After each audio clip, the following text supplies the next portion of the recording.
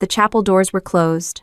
Behind them, 200 people waited, half of them Navy SEALs in full dress blues, the rest civilians who probably had no idea what was coming. I stood in the hallway, staring at my phone, rereading a message that had come through 3 minutes earlier. Charlotte, you're really wearing that to your wedding? Cute. Do they let you salute the cake too? No congrats. No good luck. Just sarcasm on the day I was supposed to get married. Classic Charlotte. I slid the phone into my pocket without responding. There wasn't anything left to say to her. If there ever had been, she'd already drowned it in snide little comments like that over the last 20 years. And honestly, I expected worse. This was tame by her standards. I adjusted the cuffs on my white uniform. The fabric was stiff, perfectly pressed. The 4 stars on my shoulder felt heavier than usual, probably because I wasn't walking into a strategy room or an award ceremony. I was walking down the aisle. To my left and right were 2 men who had been through hell and back with me, Hill and Torres. They weren't groomsmen. I didn't want groomsmen. They just said, "Ma'am, we're walking you in. No arguments." I didn't argue. Torres had a prosthetic leg, but he still beat most of the guys in morning PT. Hill once pulled me out of a chopper crash in Kandahar, with his arm half dislocated. They stood flanking me like it was a battlefield. Because in a way, it was. Just not the kind we were trained for. Miles, my fiancé, was inside waiting. He was probably calm. He always was. That man could read disaster scenarios like bedtime stories and still sleep like a rock. Civilian, analyst, quiet but smarter than anyone gave him credit for. And he got it. He never once told me to tone it down or asked if I'd consider just wearing a simple dress. He said, "Wear what feels honest." So I did. The wedding was supposed to be small. Just us, the chaplain, a few friends, and some of my team. I didn't send out 200 invitations. They just showed up. No RSVP, no fanfare. Just silent, respectful arrivals in black cars and boots polished like mirrors. One of them, Briggs, from my Yemen unit, nodded at me earlier and said, "You walked us through hell. We're not letting you walk down that aisle alone." I don't cry easily, but that one hit different. It's strange, standing still in a hallway when you've led missions, survived ambushes, flown into combat zones. This should have been easy. Just walk down a few steps, say some words, get married. No live fire, no classified briefings, just vows. But somehow, it felt like the most exposed I'd ever been. I didn't tell Charlotte I was wearing the uniform. I knew how she'd react. She always thought I joined the military out of rebellion, like I signed up just to piss her off. Truth is, I did it because I couldn't picture myself anywhere else. But Charlotte never got that. She never wanted to. To her, my entire career was just one long, expensive detour from being someone real. She always wanted me to be her +1 in polished dresses at political fundraisers, not standing in briefing rooms next to bleeding men. When I made commander, she said, "Cool. Now maybe you'll stop trying to prove something." Like I got a promotion just for fun. And now, on my wedding day, instead of silence or even pretending to care, she sent a joke. Because that's what she does when she's uncomfortable, she performs. I reached up, smoothed the edge of my shoulder board. The stars were mine. Not honorary, not gifted. Earned every last one of them. I'd worn them in war rooms and during base lockdowns. But today, I wore them for love. A voice in my earpiece, it was the chaplain. "We're ready for you, Admiral." All abrew. Hill and Torres both turned their heads slightly toward me. They didn't speak. Didn't need to. My heels clicked against the tile as I stepped forward. The weight in my chest didn't come from nerves. It came from 20 years of service, 2 decades of silence from my own sister, and a room full of men who had every reason not to be here, but came anyway. I passed the chapel threshold. The air inside was still. Then I heard it, one voice, firm. "Admiral on deck." I would. And every single man in uniform stood. I didn't smile, not even when they stood. There was a warmth in my chest. Sure, but it wasn't joy. It was something sharper, something I'd carried since childhood and learned never to show. The first time I realized Charlotte hated me wasn't over a fight or a broken toy. It was at the dining table. I was 6, she was 10, and I had just corrected her on the capital of New Mexico. She kicked me under the table so hard my fork hit the floor, then smiled at our mom like she was proud of me for being curious. That's how she played at sabotage disguised as sisterhood. By middle school, she had mastered the art of silent sabotage. If I got a certificate for good behavior, she'd roll her eyes loud enough for the whole dinner table to feel it.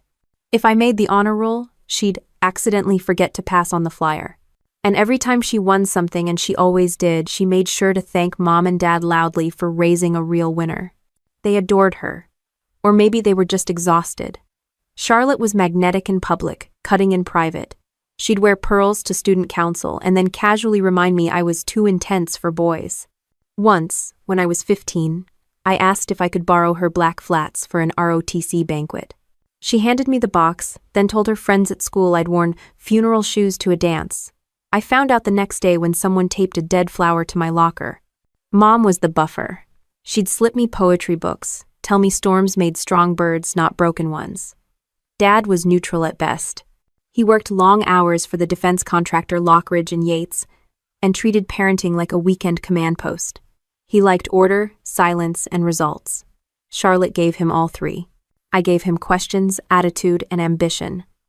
Not the right kind, either the kind he thought belonged to men, but the moment I truly understood how far Charlotte would go came during senior year. I decided to apply to the U.S. Naval Academy. I didn't ask for her approval. I didn't even tell her until after I mailed the application. She laughed, said, "You? In uniform? What are you going to do, yell people into submission?" Then one day, my acceptance packet didn't arrive. The academy said my transcripts were never submitted. I knew I'd sent them. I tore apart my room, my email, my folders. Nothing. A week later, Mom pulled me aside. She found a sealed envelope with my transcripts in Charlotte's desk drawer. I confronted her. She shrugged, said, "I didn't think you'd actually go through with it." Like she was doing me a favor. Like she knew better. We didn't speak for 2 months. Not that it mattered. I reapplied, this time making sure everything was tracked and confirmed. When the second packet came, I opened it on the porch by myself. I didn't tell Charlotte. I didn't even tell my parents.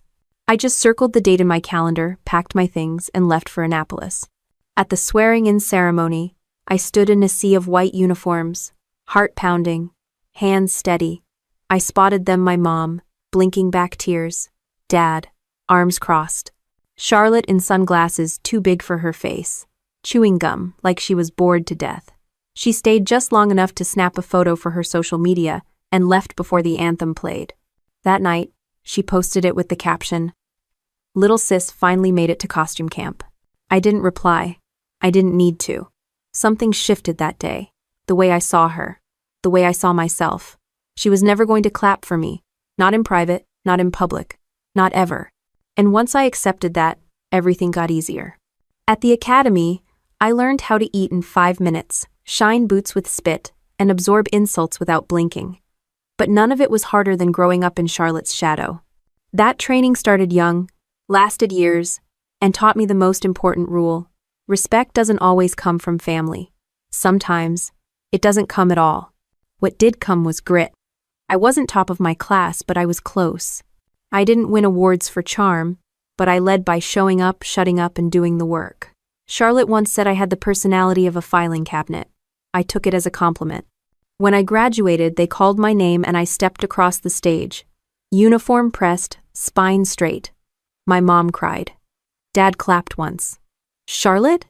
She wasn't there. I found out later she had RSVP'd for the ceremony, booked a flight, then canceled last minute because a television anchor job opened up in Dallas. She got the job. I got the silence. I didn't expect more. That was the secret. Lower your expectations and you stop bleeding from predictable wounds. I learned that young. Learned it at the kitchen table, under polished smiles and backhanded praise. I didn't carry resentment from those years. I carried something cleaner, colder. The kind of resolve you earn when you stop trying to be someone's version of worthy and start becoming your own definition of it. I folded that lesson tight and tucked it into the seams of every uniform I ever wore. I never called her after graduation. I didn't need her to pretend to care. I had a duffel bag, orders for Fort Oglethorpe in Georgia, and one slightly wrinkled photo of my mom tucked between a pack of granola bars and a bottle of aspirin. That was enough. The first thing they taught me on base wasn't tactical or strategic. It was psychological. You're either a presence or you're a problem. I was a presence. Quiet, punctual, unshakable. Still, walking into that operations office in my first assignment felt like stepping into a bar where everyone knew each other and no one wanted a new name on the stool. Especially not mine. "Are you lost, sweetheart?" That was the welcome I got from a sergeant who hadn't shaved in a week. His name tag read Danner. His tone read dismissive. I didn't flinch. I just said, "Looking for the person who signs the logistics clearances." Turned out, it was him. That didn't help. My official assignment was Naval Logistics Liaison. Unofficially, I was the person they tested forgot to invite to briefings, skipped on coffee runs, ignored in the hall. The first few weeks were all sideways glances and inside jokes I wasn't part of. That's how you learn the real structure of a unit. The rank on your shoulder matters less than the way they look at you when you walk into the room. Most of the guys had served together for years. Their jokes were coded. Their stories repeated and polished. I was an intruder with a clipboard and a spine that refused to bend. I didn't ask for respect. I acted like I already had it. That irritated them. But I wasn't there to make friends. I was there to keep trucks moving, gear accounted for, missions flowing without a single bullet missing. And I was good at it. My reports were spotless. My coordination airtight. By the end of the second month, one of the lieutenants stopped triple-checking everything I submitted. Progress. Even then, I kept my voice low and my eyes open. You learn more from what people don't say. I didn't try to prove anything. Just showed up before everyone, stayed after, and left no room for questions. I knew what they called me behind my back. Quota. Icebox. Miss Naval Barbie. They thought I'd crack eventually. Instead, I reorganized the entire depot in 3 weeks and cut shipment errors by 40%. When the colonel asked who did it, Danner tried to take credit. I let him. He knew. Everyone did. The next day, he passed me a mug of burnt coffee and said, "Not bad, Brennan." That was the first unofficial handshake. Meanwhile, Charlotte had started anchoring morning segments in Phoenix. Every time I turned on the television in the mess, there she was. Perfect lighting, perfect hair, fake sincere voice as she read headlines between fitness ads and weather reports. One night, a guy from my unit pointed at the screen and said, "Hey, isn't that your sister?" I nodded. He grinned and said, "No offense, but damn. She looks like the type who's never done a hard day's work in her life." I didn't say anything. I didn't have to. She had lights. I had grit. I worked that base for 18 months. No disciplinary issues, no broken protocols. By the end, they weren't just tolerating me. They were asking for my input. I wasn't loud. I was solid. And in the military, solidity is currency. Then came the letter. Not from home from Annapolis. A commendation. Acknowledgement for operational excellence in field logistics. It was the kind of paper that gets you noticed. I pinned it inside my locker. Danner saw it one day and muttered, "Guess you're not just here to warm a chair after all." End of quote. I wanted to tell him he was late to the realization, but I just nodded and went back to work. When my transfer orders came Coronado, California, I packed light. One uniform for inspection, one for deployment, and a photo of Mom, now creased in the corner. I didn't call anyone to say goodbye. They didn't expect me to. On my last day, someone had left a note in my desk drawer. No name. Just 5 words on a sticky note. Not bad for a quota. I didn't smile. I just folded it and kept it. Proof that sometimes you don't need applause to win the room. You just need to stay standing until they run out of reasons to push you down. The flight to Coronado felt like crossing into another country. Everything at Fort Oglethorpe had been slow, dusty, and half held together with duct tape and resentment. Coronado was sharp, fast, and humming with the kind of intensity that made people talk with clipped vowels and walk like they had somewhere more important to be. My assignment was to Naval Amphibious Base Operations SEAL Logistics Support. Not glamorous, but crucial. It was the kind of job where if you screw up, a mission doesn't just fail, people die. And I knew the unspoken truth walking in. No one was going to trust a woman pushing paperwork unless she did it so flawlessly that they couldn't afford not to. Day 1, the chief petty officer glanced at my file, then at me, and asked, You sure you're not in the wrong place? I told him I was right where I was assigned.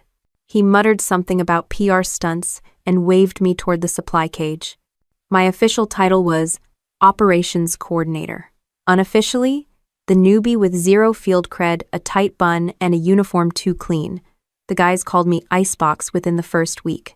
Not because I was cold, because I didn't flinch. I didn't joke back. I didn't break. Every morning I showed up 15 minutes before anyone else, reviewed requisition logs, flagged discrepancies, and sent my corrections to people who didn't want to read them. Then I sat through meetings where the men talked over each other, and me, and occasionally forgot I was in the room. I answered questions only when asked, but when I did, I knew my shit. Fast. Accurate. No filler. There's a thing that happens in environments like that. When you're quiet, they assume you're weak. Then you make one decision that saves their asses, and suddenly, you're not invisible. You're unavoidable. That moment came about 2 months in. One of the SEAL teams was gearing up for a pre-deployment training cycle, and the logistics for their loadout were a mess. Missing gear, misrouted crates, expired inventory sheets. It should have taken a week to untangle. I did it in 36 hours. Alone, then restructured the entire ordering system so it wouldn't happen again. Didn't ask for permission. Just did it. The lieutenant in charge barely looked at me when I handed him the new chain. But 2 days later, when nothing got lost and every box landed where it was supposed to, he nodded once and said, "Nice work, Brennan." That was the promotion, not on paper, in tone.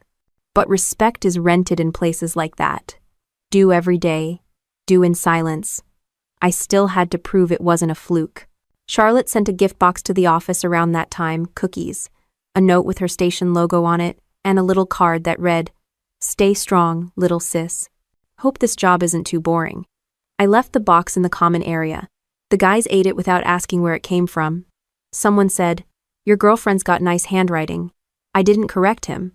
Week by week, I built a rhythm. I knew who double-counted ammo, who skipped chain of custody reports, who forged their commander's initials when they were late. I didn't snitch. I cleaned up their messes before they became problems. That was how you earned space in their world. One morning, during gear inspection, a SEAL named Ramos called me, "Ma'am," without sarcasm. I almost missed it, but it landed. Things were shifting.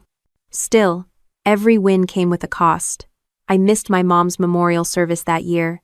Charlotte sent pictures from the family gathering. Everyone looked color-coordinated and overpolished. I looked at the photos for 2 minutes, tops, then filed them into the trash. I'd sent flowers. I hadn't heard back. The base didn't care about my grief, or my sister, or the fact that I hadn't spoken to my father in 6 years. That was part of the draw, honestly. The military didn't ask who you were when you arrived. It waited to see who you'd be under pressure. By the 6-month mark, I had a new desk closer to command, a recommendation from my lieutenant, and an unspoken agreement from most of the guys that I wasn't going anywhere. I'd earned my seat. Not loudly, not quickly, but entirely. Then came the orders for a joint operation off the coast of Yemen. It wasn't supposed to involve me directly. I was logistics, not boots on ground, but things don't always go to plan, especially in places where everything moves fast and silence carries the heaviest weight. The only reason I was even near the flight line that day was because the operations lead had forgotten to file a secondary manifest, and no one trusted the new kid with paperwork anymore except me. I caught the error, grabbed my clipboard, and jogged across the tarmac to intercept the crew loading the crates onto the wrong bird. That's when the call came in. A recon team had gone dark outside Al-Mukalla. They were Light 6 operators, 1 drone tech, minimal support. What was supposed to be a quick terrain mapping mission had turned into a nightmare. A local militia splinter group intercepted their route. By the time command had a signal again, 1 SEAL was already wounded. They didn't have time to wait for the scheduled QRF. I wasn't even supposed to be in that room when the scramble started. But I was there, standing behind a comm sergeant, watching the map shift red, listening to the static-ridden voices of men I'd packed gear for, trained with, helped write med logs for now bleeding on a hillside in the middle of a country we weren't officially in. The officer on deck barked for available names. I stepped forward before I could think twice. He said, "Your logistics." I said, "I've trained with this team." I know their extraction codes, and I passed my weapons recert 3 weeks ago. He looked at me hard, then waved me in. That's how fast it was. We geared up, loaded in, and launched within 20 minutes. The desert at night is blacker than anything you'll ever see. It's not just darkness, it's a kind of silence that makes sound feel out of place. We dropped fast and dirty. No lights, no chatter, just boots hitting dirt and adrenaline screaming behind your ribs. They'd set up a makeshift cover between 2 abandoned supply trucks. 2 men were pinned, one of them badly hit in the leg, the other taking pot shots to buy them seconds. I crawled the last 50 yards on my belly, sand in my mouth, blood in the air, bullets whining past my boots like angry bees. We had 30 seconds to either pull out or get shredded.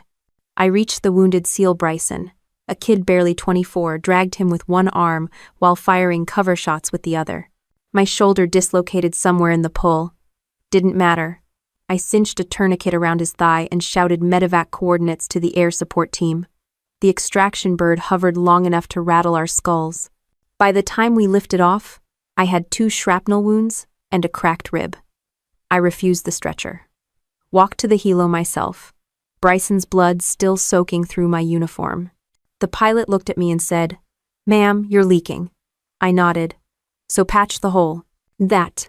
They started calling me Iron Wing after that. Someone said it was because I never flinched, even under fire. Another guy said it was because I flew out of the sky like a pissed-off angel. I never asked for clarification. Nicknames stick the way scars do, uninvited, but earned. I spent 6 weeks in recovery back in Norfolk. They offered to pull me from duty rotation.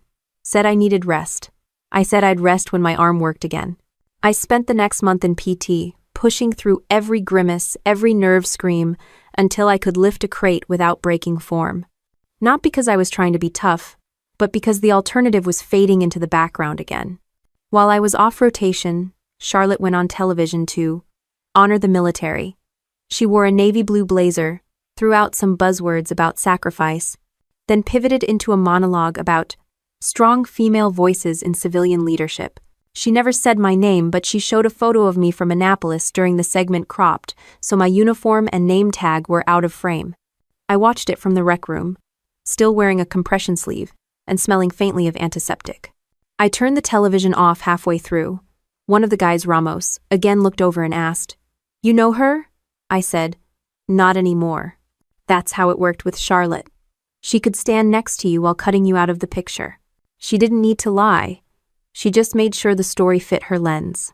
But none of that mattered when I walked back into the logistics bay 2 weeks later and the team stood up without being told. Just briefly. Just enough. One guy nodded and said, "Glad you're back, Iron Wing." That was it. Respect in the military doesn't come in speeches. It comes in silence. Doors held open without orders. Coffee left on your desk without names. Eyes that don't look through you anymore. I wasn't special. I was just steady. The one who showed up. The one who didn't miss. The one who ran toward the fire and brought someone out. The next rotation was already posted. My name was on the list. This time, no one questioned it. I hadn't been stateside more than 2 weeks before her name showed up again this time. In my inbox. Subject line, Quick Collab Opportunity Media Feature. Sender, Charlotte, Day, Brandonot Review, and CO. The collab was her way of saying, I already pitched your story to a producer, and they want me to frame it. She wanted to highlight women in command roles for an upcoming docuseries on public broadcasting. Nothing serious, nothing too war-heavy, just enough medals to look inspiring, not so many it scared suburban moms. She wrote, think lean in but with camo. I'd love to sit down and sister source the tone. I didn't respond. 2 days later, the producer emailed me directly, said Charlotte spoke so passionately about my career and that they'd be honored to have me featured as a segment, not a subject, not a guest, a segment, like I was a piece of footage they could drop between commercial breaks. I declined politely but firmly. I wasn't mad. I'd just seen this pattern before. Charlotte didn't want to tell my story. She wanted to tell her version of my story. Back in high school, she once submitted a short story to a statewide writing competition. It was titled, My Sister, A Study in Quiet Strength. I remember reading it in the school paper, It was a beautifully written piece of fiction that sounded suspiciously like a eulogy for someone still alive. She described me as stoic, background, reliable, and then compared me to a folding chair at Thanksgiving. Always there, never noticed, holds up the weight but never gets asked to dance. Even back then, I could hear her voice behind the compliments. So when she posted the teaser trailer for the docuseries 2 weeks later, I wasn't surprised. She'd gone ahead without me. The segment opened with a slow pan of women saluting, then cut to Charlotte, standing in a minimalist studio, talking about her sister the Admiral, as if I were an abstract idea. She never used my name. She didn't have to. She just said things like, "Some women lead with vision, others with silence. My sister, she does both." And I've always tried to bring her story to light. Like I was some artifact she dug out of storage. The worst part wasn't the footage. It was the people who started reaching out afterward, old college acquaintances, former neighbors, even my third-grade teacher, all messaging to say how proud they were after watching Charlotte's piece. Not because of me, because of how she had told it. And Charlotte? She sent a follow-up email. No subject line. Just one sentence. "See, we made a great team." That week, I was up at Fort Dalton, overseeing a transitional training module for incoming junior officers. One of the guys from SEAL Team 5 pulled me aside. Big guy, heavy accent, 3 deployments deep. Said his sister once tried to take credit for a foundation he started after coming back from Fallujah. I asked what he did about it. He said, "Nothing. I just kept building the damn thing." It stuck with me. I didn't respond to Charlotte's email. But I did respond with action. I submitted my own internal proposal to Navy Command quietly, through the right chain for a mentorship initiative aimed at female enlisted candidates. Nothing flashy, just structure, access, accountability. 6 weeks later, it was approved. I started spending every Thursday night at the base learning center, no cameras, no press, just 3 or 4 women at a time, sitting across from someone who'd been through the grinder and was still standing. One night, a young corporal named Jaina asked if I had siblings. I said yes. She asked what she did. I paused, then said, "Media. She tells stories for a living." Jaina smiled. "That's funny. You kinda do too. You just use different tools." It wasn't meant to be deep, but it landed. Because while Charlotte was on NPR describing my leadership in poetic half-sentences, I was teaching 9-year-olds how to read tactical terrain and hold a perimeter without panicking. I didn't need a spotlight. I needed a damn working flashlight, and for once, I had it. And just when I thought I'd finally found a rhythm that made sense, the notifications started lighting up on my phone like a bad omen. The first text said, "Ma'am, it's Corporal Briers. Just checking if this email is real." It came at 2:17. I was still up, sorting through intake reports for the mentorship program. I had no idea who Briers was, but something about the timing didn't feel random. I replied, "Go ahead and forward it. I'll confirm." What he sent was a PDF attachment. The subject line read, "Final note, Tyler J. Rowan." Tyler had been one of ours. SEAL candidate. Passed every physical threshold we threw at him. Sharp mind, sharper instincts, barely 24. I hadn't seen his name in months, not since his last performance eval. But the report hit like cold water. He took his own life at home. No note left for his parents. No letter to a friend. But in a secure draft folder on his old base email account, they'd found something. Just a few lines. Saved, but never sent. I know Admiral Brennan doesn't know who I am. But she changed the way I thought about this place. When she spoke, I didn't feel like a mistake. That meant something. Please tell her thank you. No punctuation, no sign-off. I sat back, completely still. There was no right protocol for something like that. You don't call their family, you don't forward the message to the chaplain. You just read it and carry it. I printed a copy, folded it once, slid it into the front pocket of my uniform binder, right behind the first deployment orders I ever signed. The next morning, I walked into the command office and requested an emergency review of the SEAL mental fitness structure. You'd think after 20 years the Navy would have nailed this, but what we had was a scattered checklist and a pamphlet with a hotline that half the unit didn't trust. I wasn't interested in therapy brochures. I wanted human contact, monthly check-ins, scheduled and enforced, One-on-one sit-downs, not checkboxes. The paperwork pushback was instant. Logistics, manpower, risk assessment. Everything but logic. But I kept going. Because I wasn't doing this for a system. I was doing it for a kid I never really knew, but who, for one moment, thought I saw him. And apparently, others felt it too. That week, 2 more anonymous notes found their way into my inbox. One was scribbled on the back of a torn cafeteria schedule and scanned. The other was typed in courier font, like someone was scared to attach their real writing style. Both said the same thing. Thanks for saying it out loud in that training room. We didn't know anyone saw us. No names, no ranks, just echoes. I shared them with no one. Except for Lieutenant Jack Baines, my second in command, and one of the few people I trusted to call me out when I was being too polite for my own good. He read both messages, handed them back without a word, then said, "We're losing more to silence than to combat. That's a leadership failure. Not yours. Theirs. So we started building something under the radar. We called it Operation Glasshouse. Weekly peer-led check-ins. No command structure. No salutes. Just a room, coffee, a closed door, and honesty. We made it opt-in, then quietly made sure every team leader opted in first. By month 3, participation was at 84%. There were no selfies, no tweets, just people breathing easier. Charlotte, meanwhile, posted a video of herself at a panel in San Diego, talking about the emotional resilience of women in leadership, with my image blurred behind her on a slideshow. She captioned it, "Proud to be related to this legacy." I didn't even flinch this time, because by then, I'd started to understand something. The loudest people weren't always the ones leading. They were just holding the mic. Real leadership, the kind that changed outcomes, not just optics, usually happened in rooms with bad lighting and dented mugs. Like the one I walked into on a Thursday night and found Corporal Ava Lynn waiting. She stood when I entered. Said, "You probably don't remember me, but you yelled at my squad last winter for losing track of formation timing during storm drills." I nodded. "Sounds about right." She smiled. That was the first time I realized someone expected me to get it right, not just survive. We sat, talked, nothing deep, just real. And it was enough. The binder with Tyler's notes stayed in my office drawer after that, unopened but always nearby. Not as a symbol of loss, but as a reminder of how little it takes to be remembered for showing up.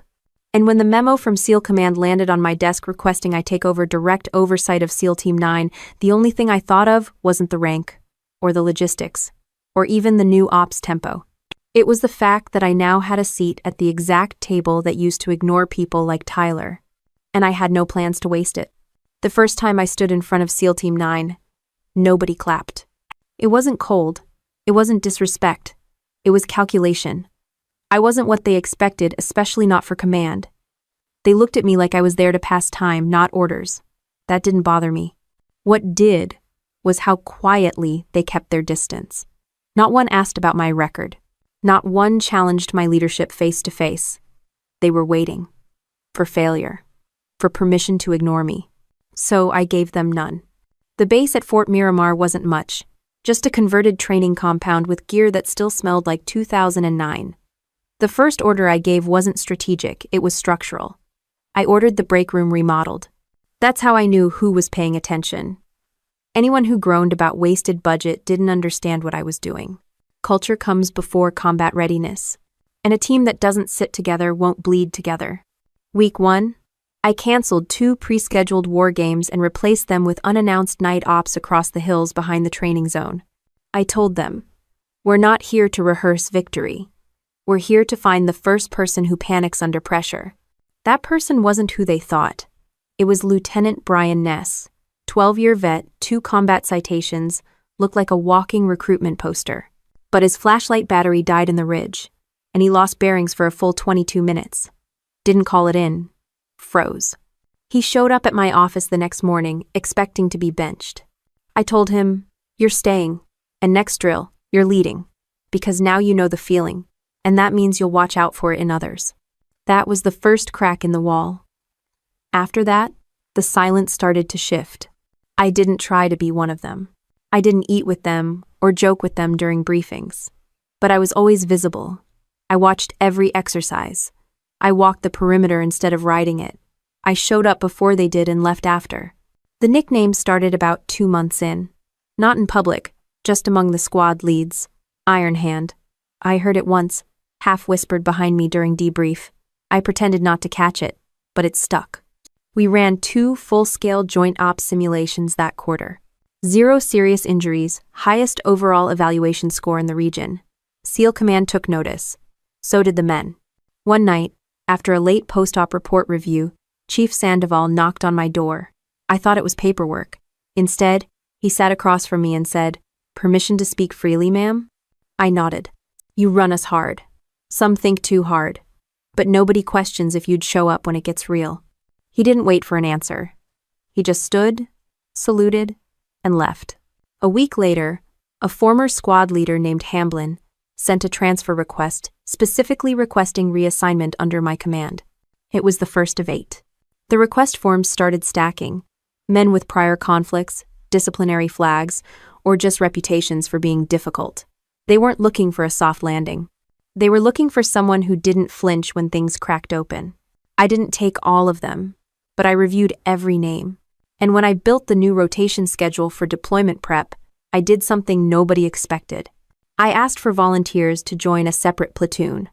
Cross-branch trained, fast response, attached to disaster relief and recovery when not deployed. High impact, low glory work. 10 hands went up. That was all I needed. SEAL Team 9 started changing not from the top down but from the inside out. The men trained differently, talked differently. Not softer, but sharper, like they were done proving something to each other and ready to move with purpose. Meanwhile, Charlotte published a piece in a national magazine titled "The Cost of Hypermasculinity in Modern Warfare." She used photos from our ops deck, without clearance. Claimed an anonymous source had given her insight into military emotional dysfunction. I didn't issue a statement. Instead, I sent a secure message to every team member. It read, "There's what people say about us, and there's what we build together. Only one will still be standing a decade from now." That week, Chief Sandoval handed me a box. Inside was a hand-stitched unit patch. It wasn't regulation, but the emblem was clear, a lightning bolt across a hand in salute, and beneath it, "Never small again." No explanation. No speech. I had it sewn to the inside lining of my jacket, where no one could see it. But I always felt it when I moved. That's the thing with real leadership. It's not about who claps. It's about who follows even when no one's watching. Miles Corwin didn't knock when he walked into my world. He emailed. Technically, it was a security request standard protocol for a joint cybersecurity readiness audit. He was part of a civilian task force from the Defense Intelligence Directorate, flagged for a week-long interagency evaluation at Miramar. I scanned the memo, filed it with the usual stack of red tape, and didn't think about it again. Until the morning he showed up at my desk with a coffee I hadn't asked for, and a question I didn't expect. "Why do your internal firewalls mirror legacy naval schema from 2008? I looked up. Civilians usually opened with a handshake or small talk. He led with a systems critique. Ballsy. "Because 2008 schema still blocks everything the 2021's leak," I said. He smirked and replied, "That's the first honest answer I've gotten all week." Miles didn't dress like government. Button-downs with rolled sleeves, no tie, wireframe glasses. He pushed up his nose when he was annoyed. But he had the kind of presence that filled a room without stepping forward. He was quiet in the way people are when they know exactly how loud they could be. Over the next 5 days, we argued over 4 policies, rewrote 3 compliance protocols, and accidentally shut down half our shared drives for 4 hours during a patch test. I expected frustration. He brought pizza and fixed it in 22 minutes. He didn't ask me personal questions, he asked operational ones. How do you manage morale when you can't promise rotation dates? What do you do when your team screws up publicly, but recovers privately? He wasn't flirting. He was studying leadership. Mine. By Thursday, I caught myself staying a few minutes longer in the briefing room, just to hear him talk about layered security logic like it was poetry. By Friday, he asked if I ever took a lunch break that wasn't protein bars at my desk. I told him, only when someone proves they understand the chain of command. He said, "Good, Because I already asked your XO and he told me you're due for an actual sandwich. So we ate. Outside. On a bench overlooking the southern fence line.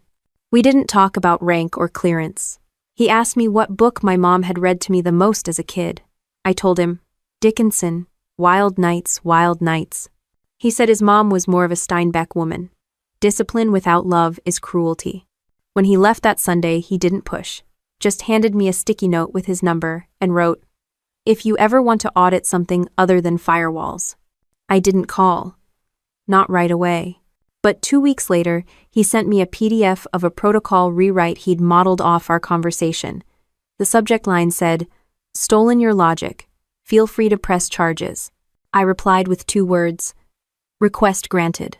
The back and forth turned into calls. The calls turned into dinner when I was in DC for a briefing. Dinner turned into something I didn't know how to label: quiet companionship, consistent respect, the rare feeling that I didn't have to modulate myself down to be understood. Miles never once asked me to soften. He didn't flinch when I told him about lost men, missed calls, injuries I still felt in my spine some mornings. Instead, he said, "I don't love what you do. I love how you do it. That's what matters." We didn't move fast.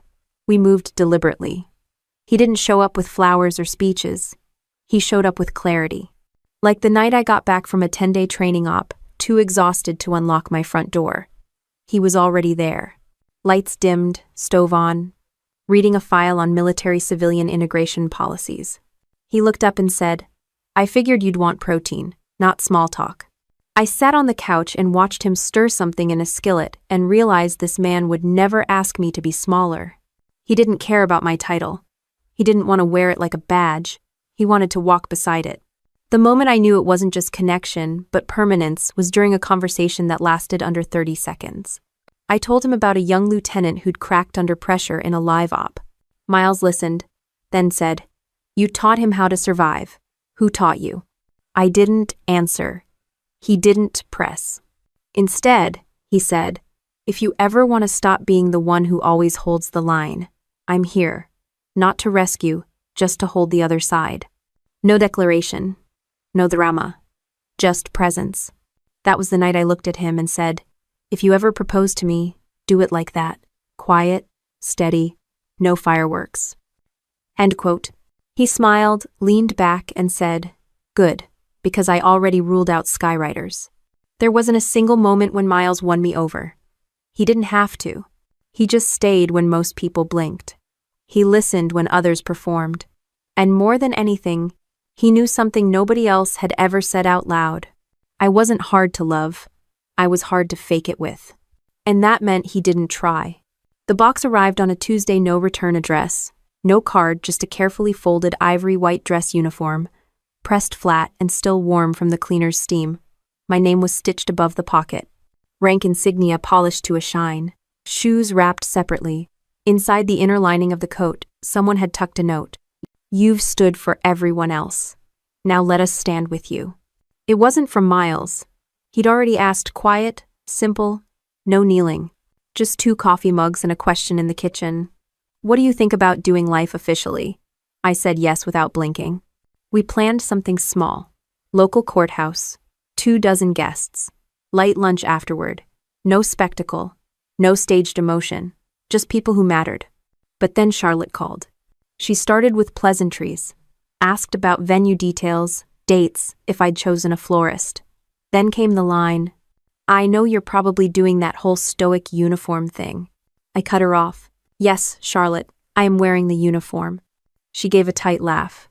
"Well, I just think you might want to consider something more inviting. You know, to make people feel less like they're at a funeral." I didn't respond. I knew that tone. It was her polite way of saying, "Don't embarrass me." She wasn't even invited. Not officially. The RSVP email bounced. The last communication we'd had before that call was a forwarded link to her TEDx talk about feminine resilience in boardrooms. She'd used my photo again this time with a voiceover about invisible women rising through hard structures. She didn't ask for permission. She just built her brand and used my shadow for contrast. 2 days after that phone call, she tweeted it. White background. Bold black font. Her face in the top right corner. Text overlaid on an image of a dress uniform. Nothing screams marrying for control like a woman showing up to her own wedding in government-issued fabric. Number, chill sis.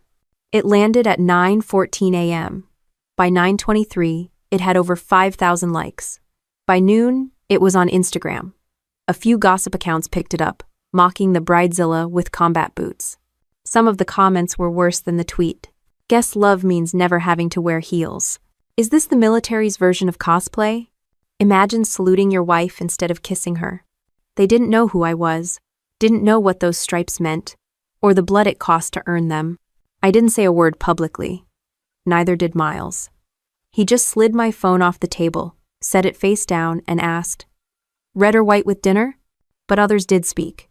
It started small, a comment thread under a Navy spouses forum, then a stitched video by a former Marine on TikTok, reading my service record line by line, ending with, "She doesn't need to explain.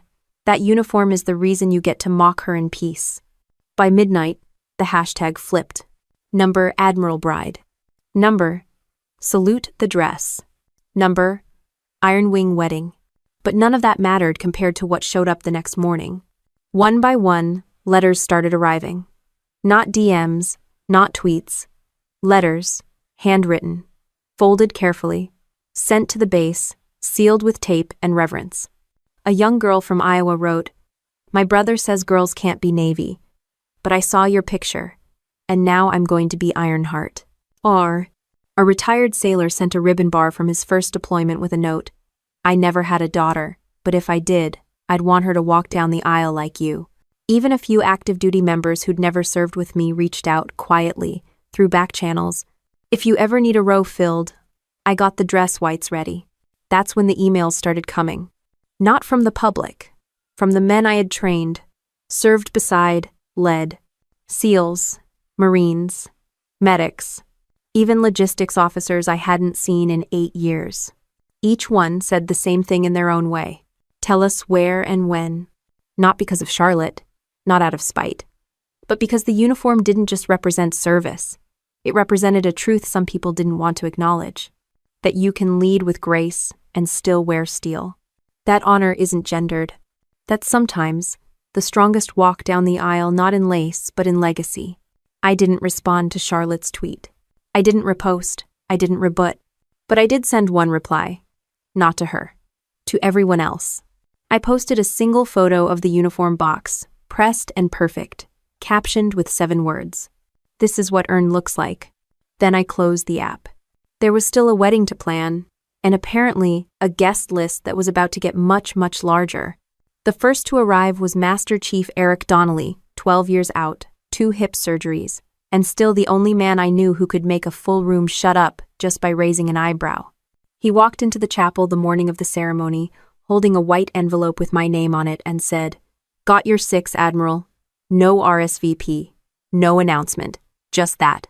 Then came Tyler Keys, who once took a bullet in Panama and refused morphine because it slows my math. Followed by Lieutenant Sam Brickhouse Reyes, who once deadlifted a submerged engine block to save 2 divers. Then more. Dozens. Then over 100. By 1100 hours, chapel staff were scrambling to open the side wings for overflow. I stood in the back prep room, staring at myself in the mirror. Full dress whites, shoes shined, medals aligned, no veil, no makeup beyond what the Navy's grooming regs allowed. I was still me. Only cleaner. Only steadier. Miles was already in position near the altar. No groomsman. Just him. A dark navy suit, polished shoes, and a quiet confidence. He didn't ask how many people had shown up. Didn't need to. He knew. At 1,150, my phone buzzed. A message. No contact saved. But I knew that number. "You're really going through with it. In uniform. Disgraceful." I didn't blink. Didn't delete it. Just stared at it the way you look at a scratch on glass. Unavoidable, but irrelevant. Then I turned the phone over and slid it into the inside pocket of my uniform. 2 men stood beside me. Senior Chief Gavin Ford and Petty Officer Liam Trask. Both had once crawled through a burning structure to pull me out after an intel operation in Djibouti went sideways. I owed them my spine. "Literally," Ford said. "You still want us flanking you?" I said, "I don't need it." Trask grinned. "That's why you're getting it. The organ began. The chapel doors stayed shut a few more seconds as the congregation rose. And then came the call, deep, crisp, firm, Admiral on deck. I hadn't planned it. I hadn't asked for it. But when those doors opened, 200 SEALs, Marines, corpsmen, and a smattering of Army and Air Force uniformed, decorated, weathered by time, stood in unison. Not by command, by choice. Their hands rose to brows, white gloves, steel posture, silent thunder. No music played, just boots striking floor as I walked down the aisle between men and women who had carried out orders with my name attached to them, who had held fast under fire because I had told them to hold, who had returned home because I'd fought to get them there. Ford and Trask at my sides, we passed the pews row by row.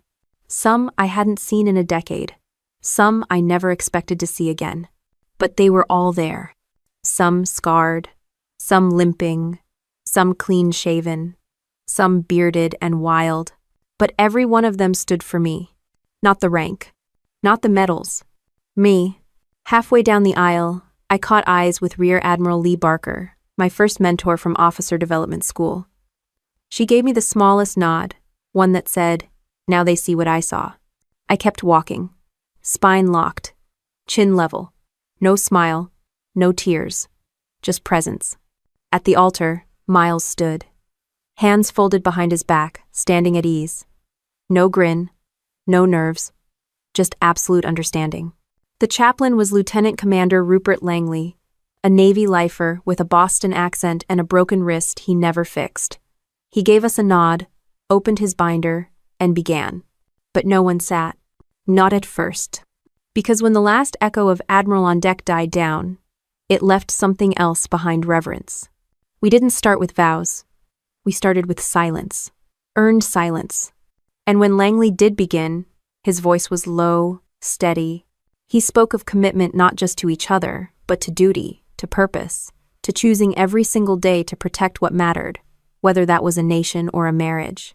Our vows didn't mention sickness or health, richer or poorer. Mine were, "I will never ask you to shrink." His were, "I will never ask you to stop." We promised to protect peace, to make space for stillness, and to sharpen each other without dulling our joy. There was no, "You complete me." We were already whole. Then came the moment. Langley said, "By the power vested in me," and before he could finish, a sound rose. It wasn't applause. Not yet. It was the collective sound of 200 chairs creaking as warriors sat down in quiet unison. No chaos, no pomp, just the shift of bodies and fabric like a living exhale. We kissed, brief, steady, then turned. A saber arch waited at the exit, not made by officers, but by enlisted, every blade lifted by hands that had once held rifles under my command. As we walked through it, I caught sight of the last row. A man stood alone, outside, visible through the rear window, rigid posture, dress blues, arms behind his back. He didn't come inside, but he came, and that, somehow, registered like a crack under the surface. But I didn't stop walking, didn't slow, just stepped through the blades into sunlight that didn't burn, just clarified. The reception was held in a hangar-turned-banquet hall on base. Nothing fancy.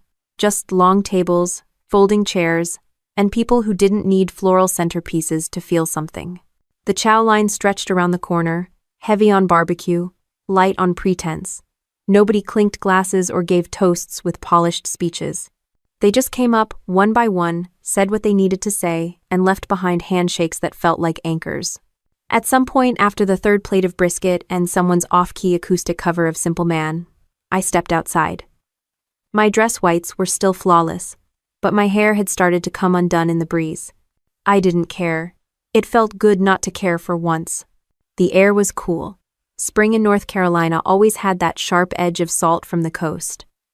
I stood by a railing overlooking the field where we'd held morning drills. Quiet now. Just crickets and the low hum of base generators in the distance.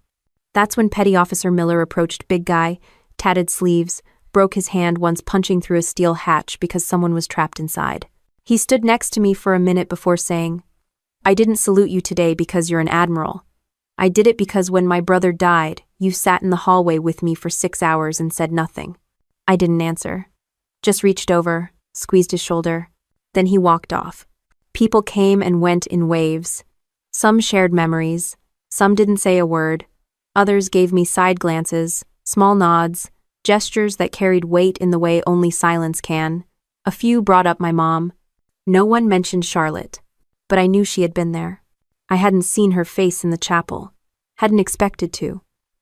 But I'd caught the unmistakable shape of her hair in the last row, tucked in a seat far enough back to vanish if you blinked. She hadn't stayed. She never does.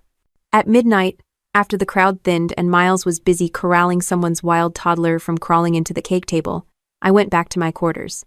I peeled off my uniform one layer at a time, each medal and button landing on the desk like a quiet punctuation mark. Then I checked my phone. No new message from my father. But one email had come in. No subject line, no signature, just a plain white field of text. They stood because you made space for them too. You never raised your voice. You raised their worth. And I saw that today finally. I'm sorry I laughed when you said you wanted this life. I see now it was never about chasing our approval. It was about leading without needing it. We don't salute blood. We salute truth. See? No love, Charlotte. No emojis. No plea for a reunion. But I read it 3 times. And the part that stuck wasn't the apology. It was the line about truth. Truth doesn't demand forgiveness. It demands recognition. And maybe, just maybe, she'd started to recognize something in me that had always been there but never fit her version of worthy. I didn't respond. I didn't forward it. I just left it there. Later that night, Miles curled up beside me on the couch. He smelled like soap and bourbon and a touch of strawberry cake someone had smeared on his shirt during a hug. He asked, "Did your dad ever text again?" I shook my head. Then he said, "Did it matter?" I looked out the window, where the base lights reflected off the tarmac. A place that had once felt like a battlefield, now felt like a border I'd crossed. "No," I said. "Not the way it used to." And I meant it. The first thing I noticed from the stage wasn't the lights. It was the weight of 100 cadets sitting straighter when I stepped up. The auditorium at Fort Hayden had that same government-issue blandness, beige walls, retractable seating, ceiling tiles probably older than most of the recruits in the front row. But the air? The air had that low buzz of eyes waiting to see if the person with 4 stars on her shoulder was just another suit reading off a teleprompter. I wasn't here to lecture. I didn't bring a PowerPoint. I brought a notebook with 2 words scribbled across the top. Remember them. This wasn't a conference. It was a quiet reckoning. When they introduced me, the room clapped, polite and restrained. Not because they didn't care, but because no one really knew how to respond to a female flag officer who didn't walk in swinging a bat made of rank. I didn't mind. I wasn't here to be liked. I was here to be honest. I started by telling them about Sergeant Alan Reese, the instructor who didn't show up for morning formation and whose locker was found full of unmailed birthday cards and a single note with my name on it. Then I told them about Lieutenant Priya Nair, who got pushed out for emotional volatility, when all she did was file a harassment report her superior didn't want seen. I didn't cry. I didn't raise my voice. I just told the truth. That leadership wasn't about medals or authority. It was about seeing people before they disappeared. About asking the hard questions when no one else would. About creating a culture where toughness didn't mean silence, and professionalism didn't mean pretending you're invincible. The room was still. Then I said something I hadn't planned. Respect doesn't always salute you. Sometimes it watches to see if you stand anyway. And that's when I saw her. 2nd row from the back. Sunglasses tucked into her blouse. Hair longer now. Subtler makeup. But there was no mistaking her. Charlotte Breckenridge. My sister. She didn't smile. She didn't wave. She just looked straight ahead like everyone else, hands folded in her lap. I don't even know how long she'd been there. I kept going. Talked about how we rewrote the post-deployment protocols at Norfolk. How we included family reintegration counseling, whether the COs liked it or not. How the suicide rate in our unit dropped 37% over 2 years. No one clapped for that, but I saw heads nod. And then I closed with the truth that stuck in my throat more than any war story ever did. My mother once told me storms weren't meant to stay grounded. I've tried to live by that. But what I've learned more than anything, what I want every single cadet in this room to remember is this. You do not lead by being louder. You lead by listening longer and showing up again and again, especially when it's easier to walk away. I stepped back from the mic. The applause didn't erupt. It rose. Slow, real, not polite, not obligated. It came from somewhere deeper than protocol. And the first person on their feet was Charlotte. No dramatics, no gasp. Just her, rising from the second to last row like it was the most natural thing in the world. And then, one by one, the room followed. She didn't mouth, "I'm sorry." She didn't say anything. But she clapped. Hard. With both hands. And I didn't cry. Not then. Because for the first time in my life, my sister wasn't looking down at me. Or past me. She was looking directly at me, on my terms. And that was enough. Charlotte's applause didn't change my life, but it changed the air in that auditorium. For the first time, I wasn't the one bridging the silence. Someone else stood up and met me halfway. That night, I didn't replay the moment like a victory. I treated it like a weather report. Something quiet had shifted. A high-pressure system finally moved on. 2 weeks later, I got the call from the Department of Defense. They were greenlighting the overhaul initiative we'd been pitching for years: joint operations, reform, mental resilience, integration, ethical command training from the ground up. And they wanted me to lead it. They didn't ask for a consultant. They asked for oversight, for vision, for a blueprint that could hold weight long after I retired. I didn't hesitate. I said yes. The first site we visited was Fort Burwell, a place I hadn't stepped foot in since my first deployment. Back then, I was the junior officer assigned to a team that didn't believe in women in charge unless it was a joke. Now I walked into that same hangar wearing 4 stars. The senior chief at the gate saluted before I even reached him. Inside, the whiteboards were full of new training models I'd written. The instructors were fresh-faced, open-eyed, eager but grounded. I walked past one classroom where a young woman in desert camo was leading a briefing on operational stress mitigation.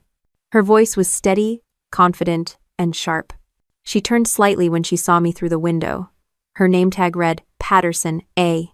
Avery. I blinked. That name had weight. After the session, she came up to me.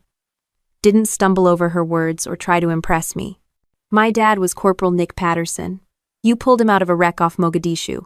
He said you saved more than his life that day. He named me after you. I didn't know what to say. I just shook her hand, and she gripped mine like she meant it. That's what stays. The names that get passed down, not out of tradition, but out of impact. The leadership that echoes beyond your command.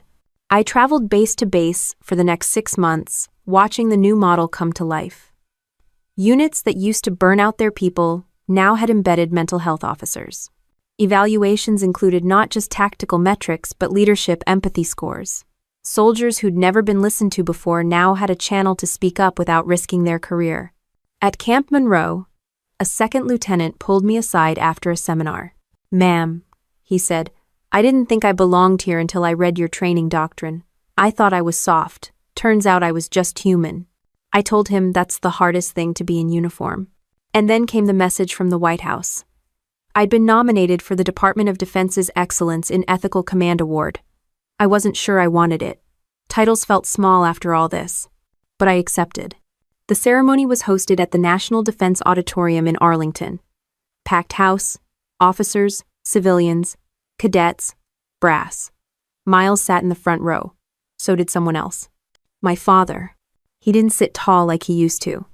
His shoulders were a little slouched, his hair thinner. But he wore a gray suit, not his uniform. No medals, no ribbons, just himself. He stood when I walked on stage. So did half the room.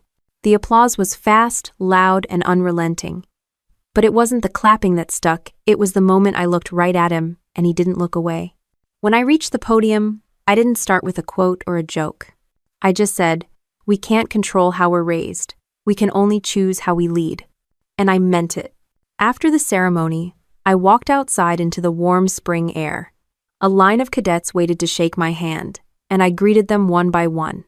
Some gave salutes, some gave smiles, a few even gave thanks. And then he stepped forward. My father. He didn't speak right away. Just took off his cap, held out his hand. I'm proud of you, he said, then quieter. And I'm sorry it took me so long. I nodded. Not because it erased anything. Not because I needed it. But because truth, when it finally arrives, doesn't have to be dramatic. It just has to be real. That night, Miles and I ate leftover Thai food at home. Our boots by the door, his tie undone. I sat at the kitchen table, scrolling through my inbox. A message from a former SEAL blinked at the top. Still thinking about your wedding, ma'am? Never seen that many tough guys cry in one room. I smiled, showed it to Miles. He read it, then asked, You going to write back? I typed, Some salutes stay with you longer than silence ever did. Then I turned off the phone, leaned back in my chair, and let the quiet settle. Because in the end, revenge didn't look like payback. It looked like policy change. It looked like my sister standing up. My father reaching across decades. It looked like a young cadet named Avery Patterson taking the oath in boots I once filled. And it felt like this, like standing tall, so others know it's possible. And maybe that's the real victory, when you no longer need the people who doubted you to admit they were wrong. You just need them to see that you're still standing, that the things they laughed at built the life they couldn't imagine. Not louder, just stronger. Not bitter, just unshakable. Because in the end, the loudest revenge isn't noise. It's proof.